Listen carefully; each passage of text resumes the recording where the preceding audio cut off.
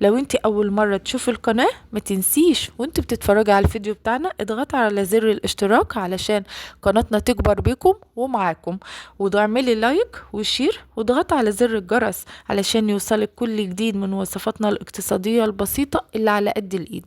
يلا بينا نسمي الله ونصلي على الرسول عليه افضل الصلاة والسلام ونبدأ المنيو بتاعنا. اول حاجة معانا هنجيب حلة، هنعمل فرخة وسبانخ. هنجيب حلة هنحط فيها شوية مية سخنين من الكتل، اهم حاجة تكون مية بتغلي من الكتل، وهنقطع ليمونتين بالظبط وهحطهم في المية المغلية دي في الحلة. وبعدين هجيب الفرخة بتاعتنا، يعني نجيب فرخة صغيرة كده، مش مهم نجيب فرخة كبيرة ولا مكلفة خالص. هنجيب فرخة وهنغسلها كويس بمحلول النقع زي ما احنا قلنا قبل كده في فيديوهاتنا. وبعدين نزلت بالفرخة في المية المغلية والليمون، وحطيت رشة ملح واسيبها بقى تغلي في المية.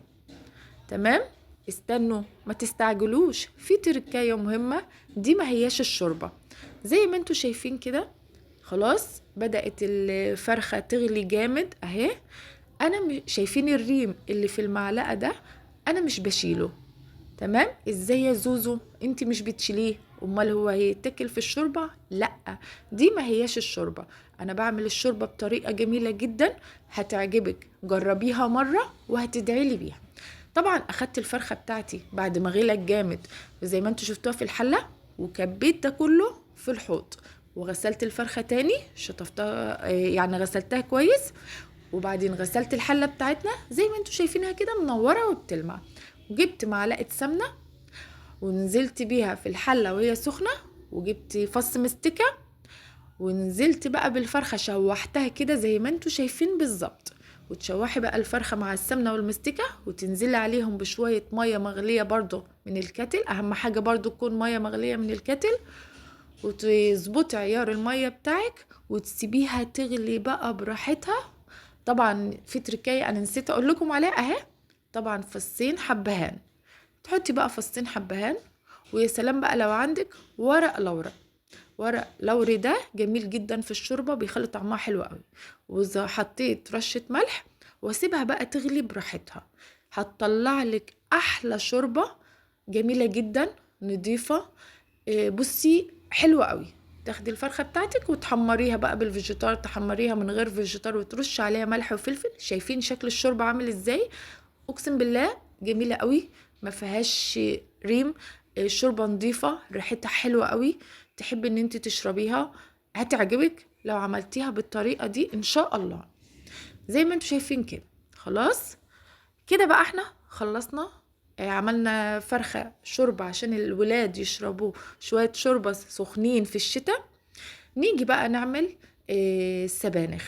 هنعمل السبانخ، يا محلى السبانخ في الشتاء، حلوة قوي. وطبعا احنا فرزناها قبل كده في فيديو التفريزات عشان تقعد معانا طول السنة. هنجيب حلة، هنقطع بصلة او بصلتين مكعبات زي ما انتوا شفتوا كده، وحطيت شوية زيت، وابدأ ادبل البصل بتاعي اهو، اهو زي ما انتوا معايا، اقلب البصل بتاعي عشان يدبل. احنا هنعمل فراخ وسبانخ، حلوة قوي الطريقة دي، وصفة جميلة وسهلة.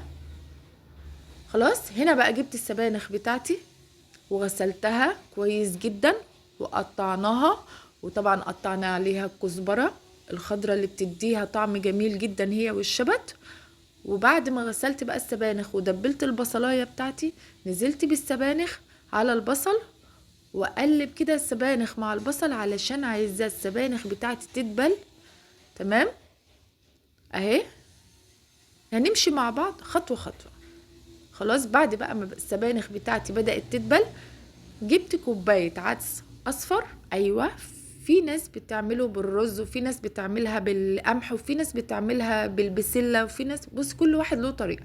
انا بحب اعملها العدس الاصفر. هتجيبي كوبايه على قد العيار اللي انت هتعمليه. غسلت كوبايه العدس الاصفر وصفيته من الميه ونزلت بيه على السبانخ واقلبهم كده مع بعض بالشكل ده. تمام، هنا بقى تركايه مهمة انا بحب برضو اعملها، جبت قطعة توم مفروم من الفريزر عندي اهي معاكم اهي. خلاص جبت قطعة توم المفروم وقمت من نازله بيها على السبانخ بقى والعدس والبصل وقلبتهم كويس قوي زي ما انتوا معايا. تمام كده اهي. خلاص بعد بقى ما اقلب الحاجات دي كلها مع بعض تمام كده، علشان انا عايزه العدس يكون لافف كده في السبانخ كلها. تمام. هغطي بقى الحله واسيبها شويه، وبعدين هنجيب معانا الصلصه بتاعتنا، نكون مجهزين عصرين الطماطم اهي. بعد بقى ما حسيت ان العدس بتاعي دبل شويه صغيرين، يعني ما تبلش قوي، يعني تحس انه بدأ يستوى. طبعا عصرنا طماطم، هجيب كمية الصلصة بتاعتي وانزل بيها على السبانخ واقلبها كويس جدا، واظبط عيار الصلصة بتاعتي. انا بحبها لا تخينة قوي ولا بحبها خفيفة قوي، يعني بنحبها بتكون الوسط. تحطي بقى هنا بقى بهاراتك اللي هي ايه، هننزل ببهاراتنا اللي هي ملح وفلفل وشطة وذرة كزبرة ناشفة، ذرة كمون صغيرة، ملح وفلفل وشطة وذرة كزبرة ناشفة وذرة كمون صغيرة. تمام. واسيبها بقى تغلي علشان الطماطم بتاعتي تتسبك مع السبانخ وتاكلي احلى سبانخ هتعجبك ان شاء الله. طريقة سهلة وبسيطة اهي. خلاص الصلصة بتاعتي اتسبكت زي ما انتوا شايفين كده، الصلصة اهي. خلاص كده السبانخ بتاعتي استوت والعدس بتاعي ما عادش باين خالص اهو. يعني لو حد قال ان العدس بتاعي هيبان، ما بيبانش خالص، بيبقى استوى خلاص. والسبانخ بتاعتي استوت وظبطت الملح بتاعي. اشيل بقى حلة السبانخ على جنب واجيب بقى الطاسة علشان نعمل الطشة بتاعة السبانخ. هننزل بقطعة زبدة معاها معلقتين زيت علشان الزبدة بتاعتنا ما تتحرقش، وننزل بقطعة توم مفرومة، وننزل على التوم المفروم بشوية كزبرة ناشفة علشان نعمل احلى طشة للسبانخ بتاعتنا.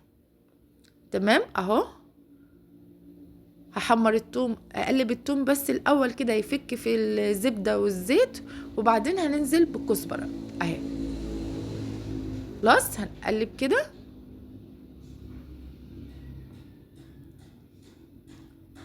هنقلب بقى، نحمر بقى الكزبرة والثوم مع بعض عشان تعملي الطشة الجميلة بتاعتك. تمام. ياخدوا بس اللون المصفر. انا بحاول اقلبها بسرعة علشان مش عايزاها تتحرق مني. اجيب بقى السبانخ بتاعتنا وننزل بالطشة على السبانخ زي ما انتوا شايفين اهو. جميلة جدا، تشم الريحة حلوة قوي، فيها فيتامينات وحديد، حلوة قوي لأكلة السبانخ دي. على فكرة احنا ممكن ناكل السبانخ، مش مهم ناكل معاها بروتين او اي حاجة، ممكن السبانخ ونعمل جنبها لقمة الرز وتبقى بألف هنا لولادكم في الشتاء. نيجي بقى عشان نعمل الرز بتاعنا، هنجيب بعد بقى ما خلصنا السبانخ وعملنا الفرخة شوربة وسبناهم على جنب، نيجي بقى نجيب حلة وهننزل بشوية شعرية وشوية زيت، ونحمر الشعرية في الزيت علشان تعملي احلى طبق رز بالشعرية. حابة ان انت تعمليه بالشعرية اعمليه، مش حابة تعمليه بالشعرية، حابة تعمليه ابيض عادي مفيش مشكلة، حبة وحبة مفيش مشكلة. انا بحب اعمل الرز بتاعي رز بشعرية في جميع الاكلات، بحب اعمل الرز بالشعرية زي ما انت عايزة. بعد ما حمرت الشعرية بتاعتي نزلت بالرز بعد ما غسلته كويس جدا، قلبت الرز مع الشعرية علشان يلف في بعضه اهو. تمام كده. قلبنا بقى الرز مع الشعرية كله مع بعضه كده. انا بحب احط الرز الاول مع الشعرية علشان يلفوا في بعضهم، ما بحطش المية قبل الرز على الشعرية. تمام برضو زي ما انت عايزة. نزلت بقى بالمية بتاعتي. اهم حاجة مية الرز ما تيجي تحطيها لازم تكون تركاية مهمة، لازم تكون مية الرز سخنة جدا مغلية من الكاتل ما عندكيش كاتل، ممكن تسخني المية علشان لازم تكون مغلية جدا علشان الرز ما يبقاش واحدة وواحدة، تبقى واحدة مستوية واحدة لا. هنا بقى حطيت كمية الملح بتاعتي. انا زي ما قلت لكم قبل كده في فيديوهاتي، انا بحب استخدم ملح البحر او الملح الخشن اللي موجود عند العطار او في السوبر ماركت. وظبطت المية بتاعتي بتاعت الرز، عيار المية كل واحد عارفه، وغطيت عليه لحد ما تشرب ميته، واسيبه بقى لما يستوى خالص، وتطلعي احلى طبق رز جميل جدا. تمام. وادي سفرتنا الجميله. شايفين طبق الشوربه حلو ازاي؟ بصي نضيف قوي، مفيش فيه ريحه زفاره. الشوربه جميله جدا هتعجبك. طبق السبانخ وقد تحت مصفر ازاي. ندخل بقى على الباستا فلورا. احلى باستا فلورا او احلى طرط بالمربى، جميل جدا، حلو جميل جدا. زي ما انتوا شايفين معايا كوبايه من السكر، هننزل عليها بكوبايه من السمنه. طبعا في الكبه بتاعتك او الخلاط بتاعك اللي ممكن تعملي فيه الخليط بتاعنا ده، الخليط الكريمي بتاعنا ده. هنجيب الكبه، نزلنا بكوبايه من السكر، كوبايه من السمنه، وابدا اشغل الكبه بتاعتي عليهم لحد ما احس ان السكر داب وعملوا خليط كريمي بالشكل اللي انتوا شفتوه ده. هنزل عليهم ببيضايه واحده بس، هنحط ذرة فانيليا علشان طبعا البيضة اللي احنا حطناها. تمام.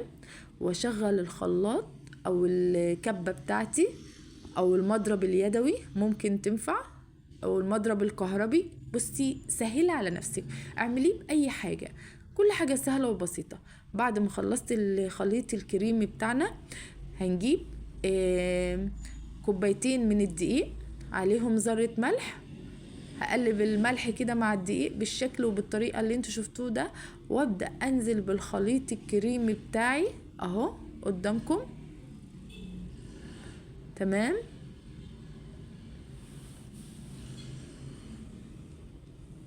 ونقلب كده مع بعض اهو. في تركايه مهمه عايزه اقولها لك، لو حسيتي ان الخليط الكريمي بتاعك قليل على الدقيق، ممكن تزودي معلقه سمنه، لان احنا عارفين ان ممكن الدقيق بتاعنا يطرد السوائل وممكن يشربها. فممكن لو نقص عليكي زودي معلقه سمنه لحد ما تحسي ان القوام وصل للشكل اللي انت شايفاه انا ماسكاه في ايدي. نجيب الصاج بتاعنا او الصينيه بتاعتنا، ونبدا نفرد العجينه بايدينا اهي بالشكل اللي قدامكم ده. تمام كده اهي. نبدأ نساوي العجينة في الصينية او في الصاج اهو قدامكم.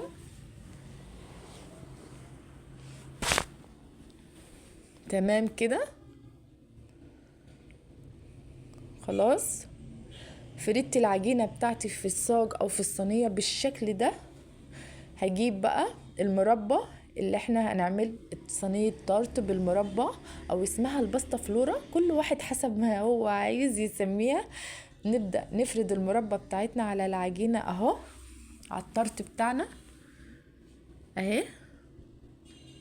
يعني انا قلت بدل ما احط معلقة قلت يلا ما نحط الكمية كلها، وابدأ اسويها واحدة واحدة، افردها اهو بالمعلقة.